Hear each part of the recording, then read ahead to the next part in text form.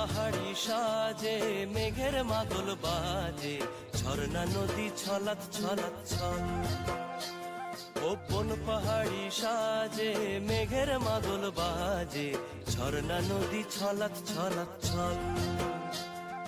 তোকেই এমন দিনে পড়ছে ভীষণ মনে, আয়না এখন ভিজবো দুজন চল। ওরে আয়না এখন ভিজবো। নমস্কার, আমার ফ্যামিলিতে আপনাদের স্বাগত জানাই। আর এই যে দেখুন, 15ই আগস্টে আমার মেয়েদের নাচ হচ্ছিল। আর 15ই আগস্টেই তো আসপান্না ছিল, তাই সকালবেলা আমার মেয়েকে ওর বাবা দিয়ে যায় ওর আন্টির কাছে, কারণ এই আর নাচটা অনেক দিন আগে থেকে প্রিপেয়ার করে রেখেছিল।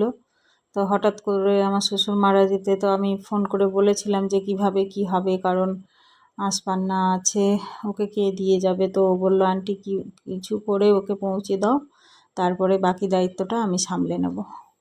বলে কিভাবে আসবে কি করবে, তারপরে ওর বাবা বলল যে ঠিক আছে, আমি ওকে এসে সকালে পৌঁছে দেব, বাকি দায়িত্বটা তাহলে তুমি সামলে নিও। বলছে ঠিক আছে, এখানে পৌঁছে দিন, বাকিটা আমি দেখে নেব। বলে আমরা তো ওখানেই শ্বশুরবাড়িতে রয়ে গেছিলাম। আর এখানে মেয়ে মানে ওর আন্টির কাছে থেকে নাচ প্রোগ্রাম অ্যাটেন্ড করেছে, পারফরমেন্সও করেছে। আর তারপরের দিন আমরা আবার এলাম। ওকে আর নিয়ে যাওয়া হয়নি, কারণ প্রোগ্রাম শেষ হতে রাত্রি 10টা 10:30 এরকম বেজে গেছিলো। তারপরে আবার গ্রামের বাড়ি নিয়ে যাওয়া সম্ভব নয়। তারপরে ওখানে সব অনুষ্ঠান হয়ে গেছিলো, সেই জন্য আর জোর করে নিয়ে গেলাম না। তারপর থেকে এসে আমার তো সেই ঘাটে পড়ে গেছিলাম, বলছিলাম যে খুব মাথায় আর গায়ে হাতে ব্যথা লেগেছিল। তা ওষুধ করে খেয়েছি, ভালো মানে একটু হয়েছিলাম, কিন্তু রাখি পর্যন্ত অতটা সুবিধার মানে শরীর ছিল না। তো রাখির দিন আমি বলেছিলাম আমার হাজব্যান্ডকে যে সদ্য দাদু মারা গেছে, তো ওদের রাখি হবে কালা ওষুধ। তো বললো হ্যাঁ হবে। বলে এই যে আমার ভাসুরের 2 ছেলেকে আর আমার নিজের ছেলেকে ও রাখি পরাচ্ছে। তা আমি বললাম হবে যখন তাহলে হোক। কিন্তু আমার শরীরটা এতটাই খারাপ যে আমি উঠতে পারছিলাম না। ওরা বাড়িতে আসাতে আমি উঠেছি একটুখানি, উঠে তাই ভাবলাম একটুখানি ভিডিও করি। আর এই খাবার দাবার যা দেখছেন সব ওর বাবা কিনে নিয়ে এসছে, দোকান থেকে কিনে নিয়ে এসে দেওয়া হচ্ছে, কারণ আমার কিছু বানানোরই ক্ষমতা নেই। মানে বাঁ দিকটায় খুব ব্যথা, হাত তুলতেই পারছিলাম না। আর মাথাটাও খুব ভালো লেগে গেছিলো, মানে কাটেনি কিন্তু এতটাই জোরে লেগে গেছিলো, পুরো ফুলে গেছিলো। তারপরে এই ওষুধ খেতে একটু একটু করে হালকা হালকা করে সারছে। আর অ্যাকচুয়ালি সঙ্গে সঙ্গে ওষুধটা পড়ে গেলে ঠিক ছিল, যেহেতু 2 দিন গ্যাপ হয়ে গেছে তারপরে ওষুধ খেয়েছি, তো সেই জন্য সারতে সময় লাগবে। আর এই যে দিদিকে গিফট দিচ্ছে, তো ওকে ওর জন্য চকলেট নিয়ে এসেছিলো, ও আবার সেটা বের করেই দিচ্ছে। তো যাই হোক, এইভাবে রাখি হলো। আমার তো আর এবছর রাখি আর ভাইফোঁটা কোনোটাই হবে না। তো দেখে মনটাও খারাপ লাগছে, কারণ গত বছর আমার দাদা এসেছিলো আমাদের বাড়িতে, দাদা বৌদি ভাইপো রাখির দিন, তো রাখি পরিয়েছিলাম। তো এবছর আর পড়াতে পারলাম না বলতে এই তো ওষুধ চলছে, হবে না। তো যাই হোক, আবার সামনের বছর আছে। তো এইভাবেই যে রাখির দিনটা হালকা ফুলকা করে কাটলো। তারপরে মানে মাঝখানে অনেক গ্যাপ হয়ে যাচ্ছে ভিডিও দিতে, কারণ সত্যিকার আমার শরীরটা খুবই খারাপ, যে যার জন্য সময় করে আর দিয়ে উঠতে পারছি না। ছেলে যে ন্যাড়া হয়েছিল, অল্প অল্প চুল বেরিয়েছে, তো সেই হিসেবে ওকে কেমন একটা লাগছে। আর ও উঠে গেছিলো ওর দিদির জন্য 1 টাকা দামি চকলেট কিনে নিয়ে এসে ওকে গিফট দেওয়ার জন্য, তো সেটা আবার ফ্রিজে রেখে চলে আসছে লজ্জায়। তো সকালবেলা উঠে চান টান সেরে সব কিছু রেডি হয়ে তারপরে ওই যে আমার ভাসুরের ছেলেদের অপেক্ষা করছিল যে কখন আসবে ওরা, আসার পরেই তারপরে হবে। আর এই যে চকলেট, ভাই চকলেট আর চিপস দিয়েছে, সেগুলো ভিডিও করেছিল। চলুন এই বছরের একটুখানি তালের বড়া বানাই।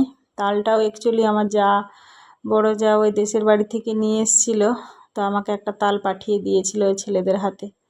তো তারই তালের ওই সত্ত্বটা বের করে, সত্ত্ব ঠিক না মানে তালের পাঁকটা বের করে রেখেছি।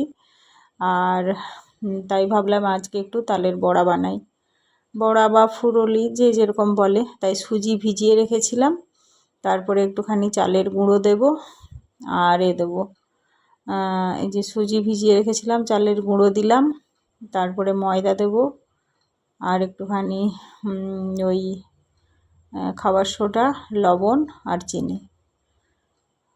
আর এখন আপাতত এটা অ্যাকচুয়ালি রাখির দিন নয়, এটা আরও 2-3 দিন পরে, তখন কি অনেকটা শরীর সুস্থ হয়েছে, ভালো আছি, তখন ভাবলাম যে এটা করি। আর না হলেও তালটা নষ্ট হয়ে যাবে, তো সেই জন্য ফ্রিজে ছিল, ফ্রিজ থেকে বের করে তালের পাঁকটা বের করলাম। আর তালের বড়া তো এমনিতেই খেতে ভালো লাগে খুবই।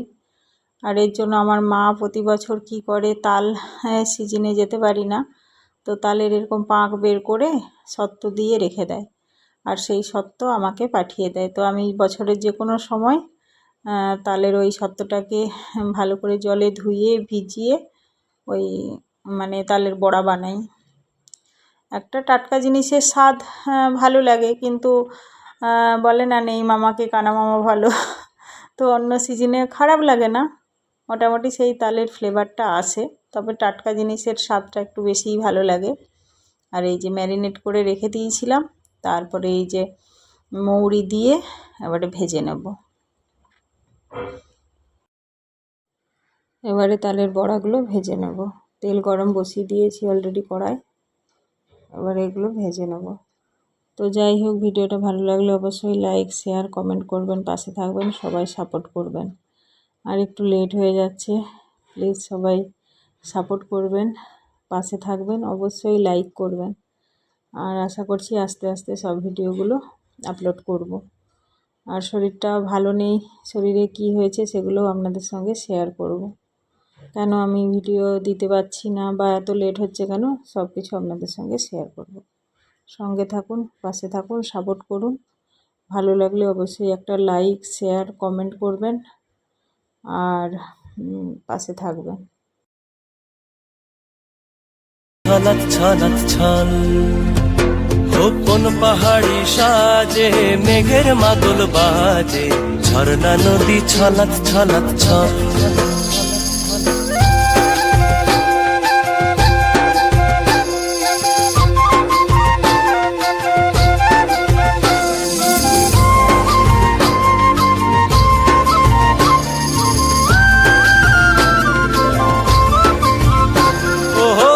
চোখেরই চাহনি নেশা ধরায় এখনই, মহুয়াতে আজ নেশা নাই। ও ভিজে আকাশ